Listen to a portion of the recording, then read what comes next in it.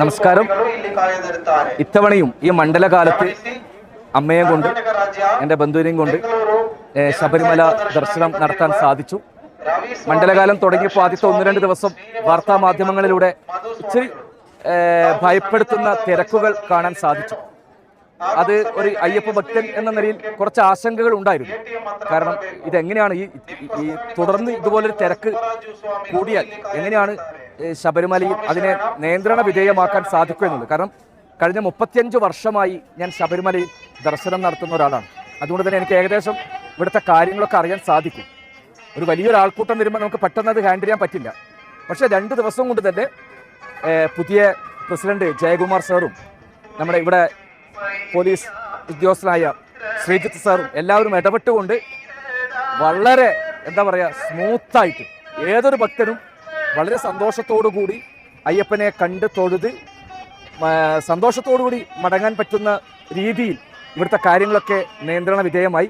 അത് വലിയൊരു സന്തോഷം തരുന്നൊരു കാര്യമാണ്. പിന്നെ ഒരുപാട് വാർത്താ മാധ്യമങ്ങളിൽ വന്ന വാർത്തകൾ അത്ര ശരിയാണെന്ന് എനിക്ക് തോന്നുന്നില്ല. കാരണം ഈ ഒരു സീസൺ ആരംഭിക്കുമ്പോൾ ഭക്തന്മാർക്ക് വേണ്ടി ഒരുപാട് കാര്യങ്ങൾ ചെയ്തിട്ടുണ്ട്. പക്ഷേ ചില ഭക്തന്മാർ തന്നെ അത് ഇപ്പം ശുചിത്വത്തിൻ്റെ കാര്യത്തിൽ, കാരണം ഇപ്പോൾ ബയോ ടോയ്ലറ്റ്സ് ഉണ്ട്, മറ്റു കാര്യങ്ങളൊക്കെ പമ്പ കഴിഞ്ഞ മുൻ വർഷങ്ങളെക്കാളും കൂടുതൽ വൃത്തിയാണ്.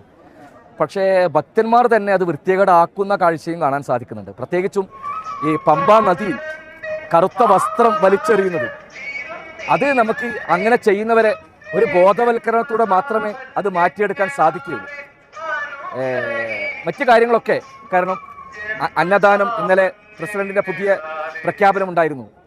സദ്യ തന്നെ കൊടുക്കാൻ പോവുകയാണ് ഭക്തന്മാർക്ക്, ഒരു കേരളീയ സദ്യ തന്നെ കൊടുക്കാൻ പോവുകയാണ്.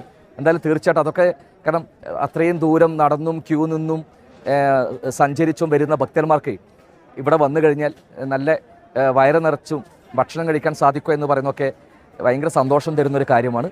തീർച്ചയായിട്ടും ഈ ശബരിമല നമ്മുടെയൊക്കെ അഭിമാനമാണ്. ഇതേ പവിത്രതയോടുകൂടി, കൂടുതൽ പവിത്രതയോടുകൂടി മുന്നോട്ടേക്ക് കൊണ്ടുപോകാൻ സാധിക്കട്ടെ. ലോകത്തിലെ ഏറ്റവും വലിയ തീർത്ഥാടന കേന്ദ്രമായി ശബരിമല മാറട്ടെ എന്ന് ആത്മാർത്ഥമായി ആശംസിക്കുന്നു.